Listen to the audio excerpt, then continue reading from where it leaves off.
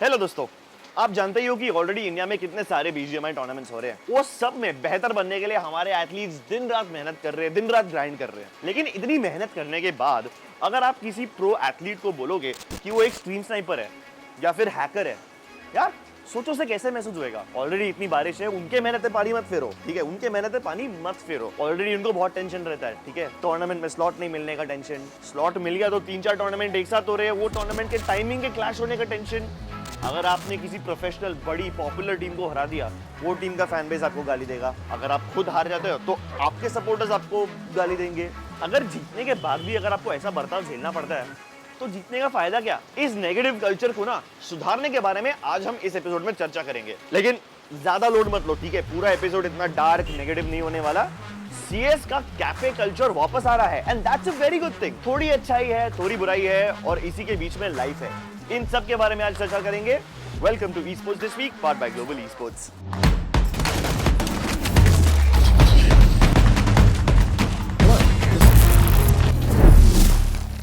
शुरू करें थोड़े गुड न्यूज के साथ। देखो, काउंटर स्ट्राइक का कमबैक एरा शुरू हो गया है। इंडिया में जब से बीजीएमआई और वैलोरेंट आया ना, इन दोनों गेम्स को थोड़ा ज्यादा अटेंशन मिल रहा है। लेकिन जब से CS2 का अनाउंसमेंट हुआ ना, उसके बाद तो काउंटर स्ट्राइक का क्रेज वापस लौट आया है। काफी सारे नए टूर्नामेंट्स आ रहे हैं इसके लिए। The first one on our list is Sky Sports Masters. Sky Sports ने एक फ्रेंचाइज सिस्टम तैयार किया है with a prize pool of 2 crore rupees. उनने 8 टीम के साथ पार्टनर किया है जो कि इस लीग में कंपीट करेंगी स्टार्टिंग फ्रॉम 8 जुलाई। बट ये तो सिर्फ उनका हायर टियर लीग है, वो ना और भी ढेर सारे लोकल टूर्नामेंट्स करवाने वाले हैं देश भर के साइबर कैफेज में। एंड आई लव दिस, क्योंकि मैं जब छोटा था ना, मेरे भी गेमिंग करियर की शुरुआत ऐसे ही grass root level cafe tournament से हुई थी। अरे आपको क्या बताऊं, एक बार तो ऐसे ही एक टूर्नामेंट में कापा की टीम आके मुझे हरा के गई थी। दूसरे किसी टूर्नामेंट में हेल रेंजर की टीम ने आके मारा। ऑब्वियसली एट दैट टाइम वो दोनों अलग टीम्स में थे, लेकिन वो the point is I love it कि ऐसे ग्रास रूट टूर्नामेंट्स वापस आ रहे हैं, क्योंकि उससे अंडरडॉग प्लेयर्स को ना अपना स्किल्स दिखाने के लिए एक प्लेटफॉर्म मिल जाता है। एक टाइम पे ना जो देश के बेस्ट काउंटर स्ट्राइक प्लेयर्स थे वही वैलोरेंट पे शिफ्ट कर गए, लेकिन अब ये सारा क्रेज देख के some of them are making a comeback in CS:GO। Sky Sports के हर एक पार्टनर टीम को क्वालिफायर से एटलीस्ट 2 प्लेयर्स पिक करने in the 7-man roster. So this entire cafe qualifier ना becomes like a scouting process. एक और grassroots level tournament आने वाला है गाइस, eSports क्लब की तरफ से। वो लोग TC अरीना कनेक्ट के द्वारा इंडिया के 12 शहरों में ऐसे ग्रासरूट लेवल टूर्नामेंट्स करवाने वाले हैं। उन्हें कोयम्बतूर और पुणे में तो ऑलरेडी ऐसे टूर्नामेंट्स करवा दिए, और अब बाकी के 10 शहर कहां होने वाले हैं, कब होने वाले हैं, उसकी अनाउंसमेंट भी बहुत जल्दी आ जाएगी। और तो और बहुत सारे इंपोर्ट प्लेयर्स भी वापस आने वाले हैं। बहुत सारे इंडियन टीम्स इंटरनेशनल प्लेयर्स को लाने की तैयारियां कर रही है। रेकनिंग eSports तो ऑलरेडी कुछ रशियन CS:GO प्लेयर्स को पिक कर चुकी है। मेरे सूत्रों के मुताबिक ना ये लोग अकेले टीम्स नहीं है जो इंपोर्ट्स लाने वाले हैं, और भी है।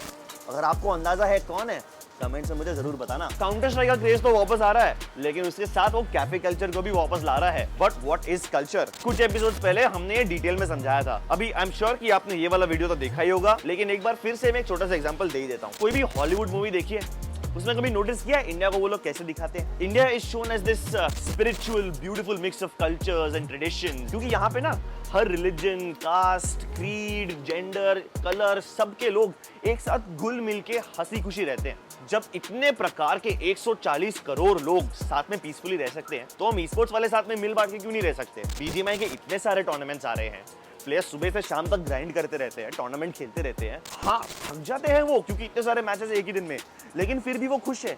क्यों? क्योंकि इतने टाइम बाद एटलीस्ट उन्हें कंपीट करने का मौका मिल रहा है। अब 3 महीने बाद गेम रहे ना रहे, तो उसके पहले ये जितना हो सके मजा लेना चाहते हैं। लेकिन अब इतनी मेहनत करने के बाद एथलीट्स को अब पीसफुली जीने नहीं देते, क्यों वो हेट दे रहे हो उतनी? यू नो व्हाट, ये हेट वगैरह तो मैं बाद में करूंगा, पहले बीजीएमआई के अपडेट दे देता हूं। I will give you little context first, ठीक है?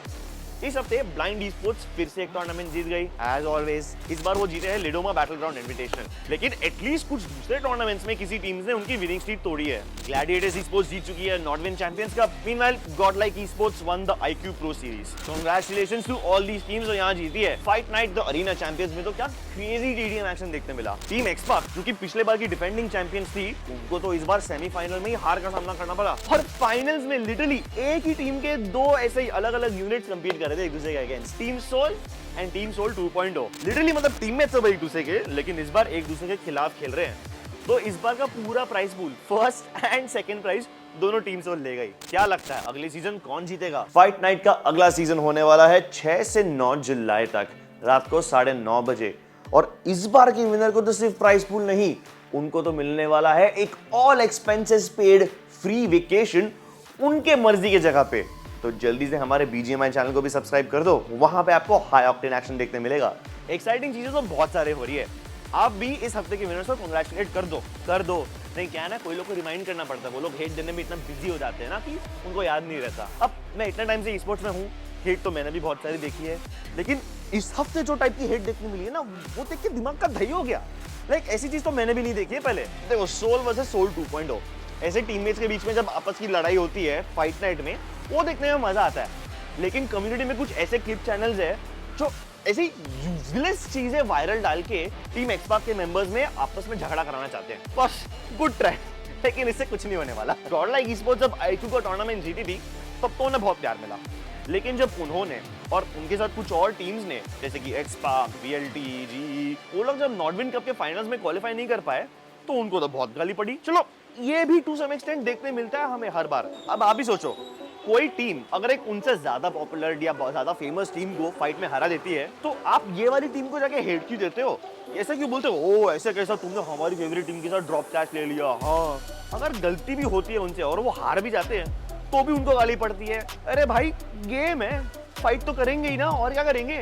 जीते तो भी प्रॉब्लम, हारे तो भी प्रॉब्लम। और अगर कोई भी ऐसी टीम जो अच्छा खेल जाती है, आप उनको चीटर या फिर कैंपर बोल के उनकी जीत इनवैलिडेट कर देते हो। इस हफ्ते तो सोल के ऊपर स्ट्रीम स्नाइपिंग का इल्जाम लग गया। भाई स्ट्रीम स्नाइपिंग पॉसिबल नहीं होती भाई, इतना डिले होता है। सोच के देखो यार, दुनिया इधर की उधर हो जाएगी जब तक आप स्ट्रीम स्नाइप करोगे। अब एक और बात, ये चीज सिर्फ BGMI में नहीं हो रही, ठीक है? वैलोरेंट में भी ऐसा ही कुछ सीन हुआ था। इस हफ्ते ओरंगुटान गई थी Thailand to play in Ascension. अब वो लोग वहां पे हार गए तो आपने उनको भी जलील कर दिया। यार प्लेयर्स भी खुद रिस्पॉन्सिबिलिटी लेते हैं, उनको भी बुरा फील होता है कि वो परफॉर्म नहीं कर पाए। आपको उन्हें और बुरा फील कराने की जरूरत नहीं है। और सबसे गंदी बात इस हफ्ते, जिसको देख के मेरा खून खौलता है, कुछ फीमेल कंटेंट क्रिएटर्स के इमेजेस को AI द्वारा मॉर्फ करके उनको अश्लील बना के फैलाया जा रहा है। इतनी घिनौनी हरकत कौन करता है? भाई शर्म रखो थोड़ी। आई डोंट थिंक हमें ये बताने की जरूरत भी पड़नी चाहिए कि ये कितनी घटिया चीज है। ऐसे लोगों के खिलाफ ना तो सीधा पुलिस केस होगा। देखो ई-स्पोर्ट्स में होने का एक रिक्वायरमेंट तो है, everyone here requires thick skin. सबको थोड़ी बहुत हेट मिलती है, सबको थोड़ी बहुत आदत ही पड़ चुकी है, लेकिन stuff like this, thick skin won't help, it makes your skin crawl. सोचा नहीं था कि कभी ऐसी चीजें, ऐसी हरकतें भी देखनी पड़ेंगी मुझे। अपनी फेवरेट टीम या प्लेयर या क्रिएटर को सपोर्ट करना है, करो, उन्हें प्यार दो, लेकिन इसका मतलब ये नहीं कि आप दूसरे टीम्स को नीचे घसीट के लाओगे। BGMI कुछ ही समय के लिए आया है, क्या पता कल रहे ना रहे, तो साथ में हंसते खेलते एंजॉय करते रहो यार गेम को। ना बुरी तरह से खेलो, ना कुछ बुरा बोलो। गेमिंग कल्चर ना अभी इंडिया में उभर रहा है, तो हमें इस कल्चर को साफ रखना है ताकि हम एक एग्जाम्पल सेट कर सके। जो लोग गेमिंग से वाकिफ नहीं है ना, कल को अगर वो हमारी तरफ देखते हैं तो उन्हें हमारे बारे में, हमारे कम्युनिटी के बारे में गलत आइडिया नहीं आना चाहिए। इसलिए हमें एक साथ मिलके कुछ अच्छा करने की कोशिश करनी चाहिए। और अगर आप उतना नहीं कर सकते तो कम से कम एक दूसरे के साथ अच्छी तरह बर्ताव कर लो। That's the bare minimum. Take care of yourself guys, don't be toxic and we'll see you next week.